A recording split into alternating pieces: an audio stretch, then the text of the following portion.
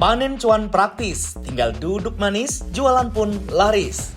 Warung angkringan di kota Semarang anti sepi pembeli Secret Lovers. Plot twistnya nih, semua makanan sebanyak ini bukan si penjual yang masak loh. Mereka tinggal nunggu pelanggan datang karena seluruh makanan dibuat oleh warga kampung Sego. Kok bisa ya?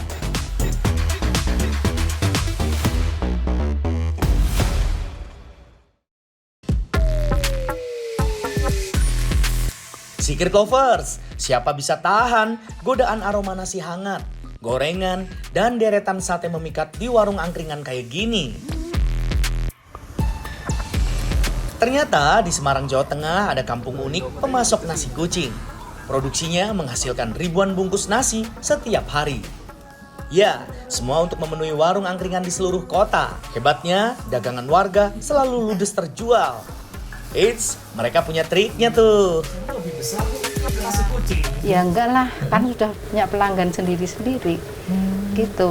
Sudah ini bungkusannya juga nggak sama. Ya kan kalau masakan sama, tapi bungkusan nggak sama. Inilah Kampung Sego di Kelurahan Serondol Banyumanik, Kota Semarang, Jawa Tengah. Sego berarti segala olahan nasi dan lauk pauk. Warga di sini lebih memilih jadi produsen daripada jualan di angkringan. Bukan tanpa alasan, keuntungan sebagai penyuplai ternyata lebih menggiurkan. Tak heran kalau 80% warga sudah menekuni usaha ini selama puluhan tahun, Secret Lovers. Di kampung ini ada beberapa warga yang membuat olahan-olahan baik dari nasi bungkus ataupun ramesan gitu, juga kucingan. Nah, seperti itu juga ini ada juga yang pecel, gorengan dan juga olahan-olahan lainnya. Penasaran? Saya pun mendatangi dapur Bu Sri yang sudah membuat nasi kucing hampir 30 tahun. Ia mulai memasak sejak subuh sebelum warung buka. Bu Sri membutuhkan setidaknya 25 kg beras setiap hari untuk membuat 1000 bungkus nasi kucing. 300 tusuk sate pun diolah. Meski hanya menggunakan bahan-bahan sederhana, tapi jangan salah Secret Lovers. 5 jenis sate yang dibuat justru primadonanya menu angkringan alias wajib ada. Satenya ada macam-macam lah. Sate kerang, sate usus, sate telur, sate kikil, sate putu. Oh, dia lebih laku sate dari bakso, nasinya ya? Iya. Makanya nggak dibuat ya? Biasa selalu buat. Sate mengantongi peran sebagai penglaris nasi kucing, Secret Lovers. Katanya sih pelanggan lebih tertarik datang saat melihat pajangan sate. Apalagi harganya ramah di kantong, per tusuknya dijual Rp2.500. Padahal kalau dari segi keuntungan, jauh lebih besar diperoleh dari penjualan nasi kucing. Karena modal untuk membuat sate-satean terbilang lebih besar dibandingkan dengan modal sebungkus nasi.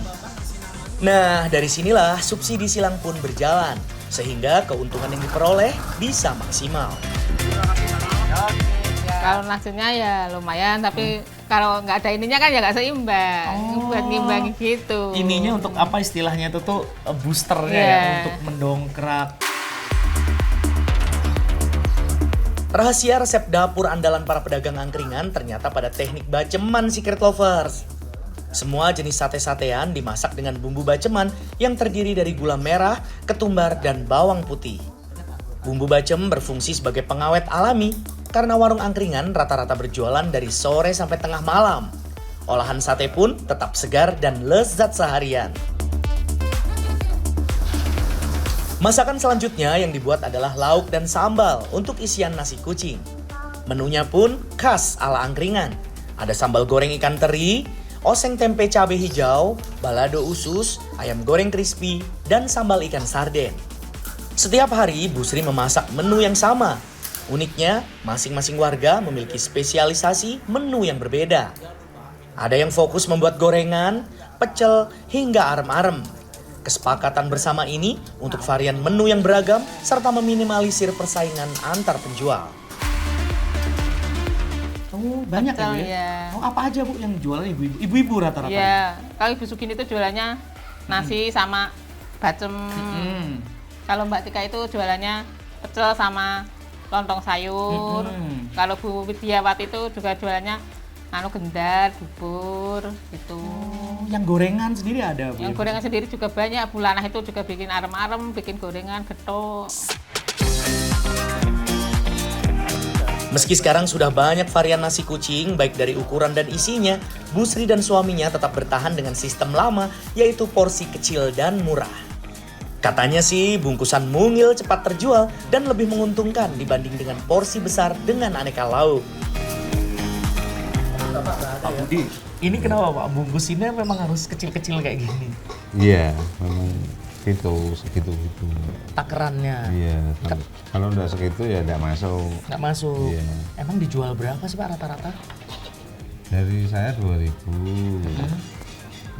Kalau di sana ya ada 2,5, ada yang 3.000. 3.000. Oh, jadi ini sambal sarden ini ya. Iya. Sambal sarden ini tuh nanti mau ditaruh di atas satu nasi ya. Iya. Kalau udah ini udah lauknya satu macam aja ya. Satu macam. Oke, harganya 2,5. Meski terlihat mudah, tapi membungkus nasi kucing perlu keterampilan tangan loh Secret Lovers. Selain harus satset, takaran nasi dan lauk setiap bungkusnya harus sama banyak. Terlebih untuk membuat sampai ribuan porsi, setidaknya harus bisa menyelesaikan dalam waktu tak lebih dari 2 jam. Karena sore harinya, nasi kucing dan aneka lauk pauk harus siap disetorkan ke warung-warung angkringan langganan. Berapa banyak Pak yang disetorin ke angkringan-angkringan itu Bapak? Langganannya semua kalau jualan semua? Kalau kemarin ada 14 tempat. 14? Ya kemarin, sekarang kan sudah ada yang bergusur. Nggak boleh jualan gitu.